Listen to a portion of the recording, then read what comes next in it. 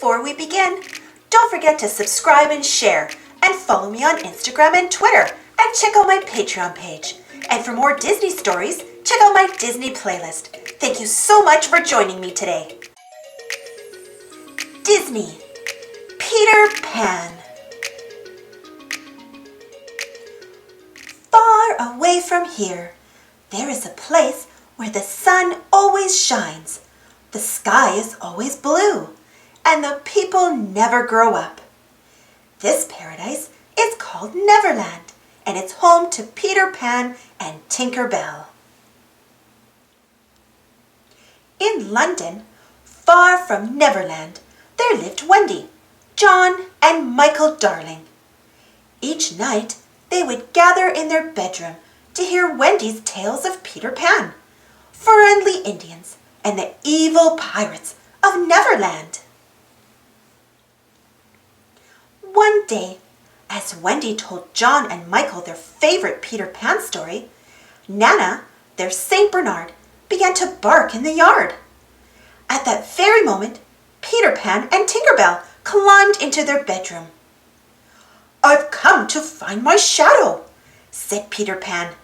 "Nana took it from me the last time I came to listen to your stories." While Wendy mended Peter Pan's shadow, John and Michael watched their hero with admiration. "I'm so happy that you came this evening, Peter," said Wendy. "It's my last night in the nursery. Starting tomorrow, I'll have my own room." "But that means you won't tell any more stories," cried Peter.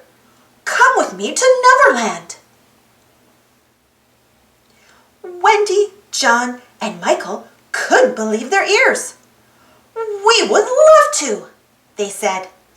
Peter Pan took a pinch of Tinker Bell's pixie dust and sprinkled it over the children.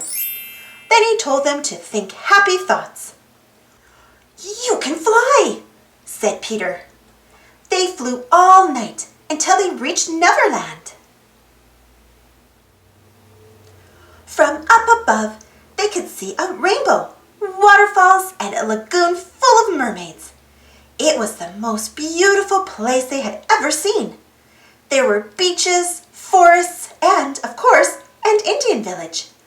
They had finally reached Neverland. "Come this way," said Peter, as Wendy, Michael, and John landed in the middle of the forest. He led them to his secret hideout, where he lived with his friends, the Lost Boys. John and Michael played with the boys, while Wendy and Peter visited Mermaid Lagoon. As they crouched behind a rock, Peter and Wendy saw Tiger Lily, the Indian chief's daughter. Captain Hook and Mr. Smee had captured her in a boat. Peter and Wendy eavesdropped on the pirates. "Tell me where to find Peter Pan," demanded Hook, but Tiger Lily stayed silent. "I have to save her," Peter whispered to Wendy as they watched Captain Hook take Tiger Lily to Skull Rock. Peter and Wendy flew to Tiger Lily's rescue. A fierce battle broke out between Peter and Captain Hook. Suddenly, Mr. Smee cried, "Do you hear something?" It was the tick-tock of the crocodile's clock, and he was headed right for them. "Help!" cried Hook. He lost his balance and fell into the water. Peter swam to Tiger Lily and released her. Captain Hook was furious. "That pesky Peter Pan! I'll get him once and for all!" he barked. Hook captured Tinker Bell and coaxed her into revealing Peter Pan's hideout. Then the captain trapped the little fairy inside a lantern. In a hollow tree, the Lost Boys were gathered around Wendy. They listened intently to her marvelous stories. Not far away, the pirates prepared to attack. When the Lost Boys and Wendy's brothers exited the tree, they were all captured. Wendy came out and saw right away that the pirates had caught the boys. "Tie her up!" yelled one of the pirates. They captured poor Wendy, tied thick ropes around her, and led her through the forest. "Peter Pan will save us!" said Wendy bravely. Captain Hook laughed. Peter Pan won't be able to save you, he scoffed. You'll have to walk the plank.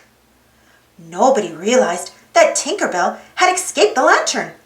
She flew to Peter Pan and told him all about Captain Hook's evil plan. Peter flew as quickly as he could to save his friends. This time you've gone too far, Peter told Hook. I'll teach you a lesson you'll never forget. Peter Pan threw Hook and the other pirates overboard, and a crocodile chased the captain through the water. Hooray for Captain Peter Pan! The boys cheered. They would never again have to worry about Captain Hook. The darling children thanked Peter for saving them. Could you tell me, sir, where we're sailing to? Wendy asked.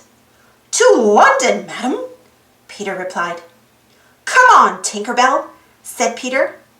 The children watched excitedly as Tinker Bell sprinkled pixie dust over the entire ship.